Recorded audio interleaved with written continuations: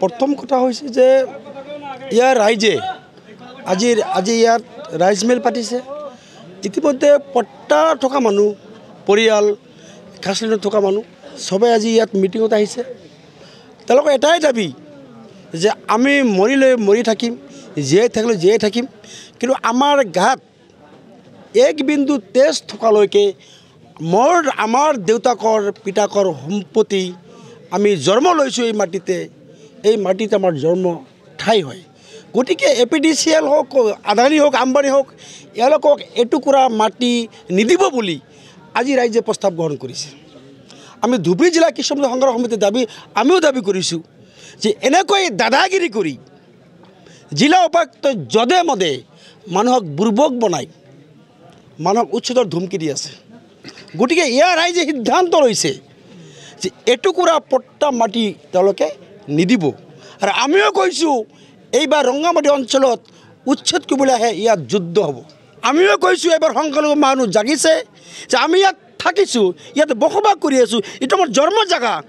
আমাক মাটি, আমি লেণ্ডলেছ পিপুল, আমাৰ ভূমি পট্টা আছে, আমাৰ মাটি কাঢ়ি ল'বলৈ DC কোন? ইয়াৰ ৰাইজে সিদ্ধান্ত লৈছে যে এটুকুৰা মাটি আমি নিদিম, আৰু আমাৰ মাটি বহিৰাগত আদানী আম্বানীক দিলে আমি সহ্য নকৰোঁ। গতিকে আমাৰ কথা এটাই যে ইয়াত এটুকুৰা মাটি ৰংগামাটি অঞ্চলৰ পৰা, পানবিল অঞ্চলৰ পৰা এটুকুৰা মাটি ডিচিক দিয়া নহ'ব। DC মহোদয় ডাঙৰ সকীয়াই দিছোঁ যে কালি এজন শিক্ষিত মানুহে কৈছিলে যে মোৰ মাটি মই নিদিওঁ, আৰু DCয়ে কৈছিলে যে আপ বদমাছি কৰ ৰাহে। এই ক্ষমতা DC কোনে পালে? DC এজন চাকৰ হয়, তেওঁ ৰাইজৰ সেৱক হয়।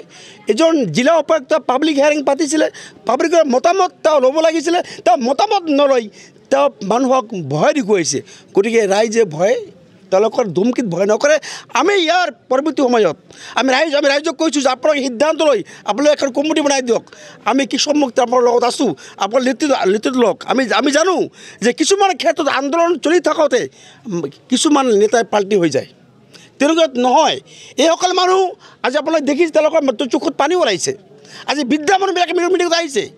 গতিকে যদি DC অসমৰ মুখ্যমন্ত্ৰী মহোদয়ৰ যদি মানৱীয়তা আছে, গতিকে তেওঁ এই উচ্ছেদ বন্ধ কৰিব লাগিব, আৰু অন্যথা আমি ইয়াৰ পৰা ব্যাপক গণ আন্দোলন কৰিম। এটুকুৰা মাটি ইয়াৰ পৰা কাকো দিয়া নহ'ব। জিলা প্ৰশাসনে বল প্ৰয়োগ কৰিলেও আমি আমাৰ গণতান্ত্ৰিকভাৱে আন্দোলন কৰিম, আমি আমৰণ অনশন কৰিম। আমি নাখাই আমি ইয়াত পৰি থাকিম। আমাৰ দেউতাকৰ সম্পত্তি, আমাৰ বাপেকৰ সম্পত্তি, আমাৰ জন্ম জেগা, আমাৰ নিজ সম্পত্তি, আমি এটুকুৰা মাটি কাকো নিদিওঁ।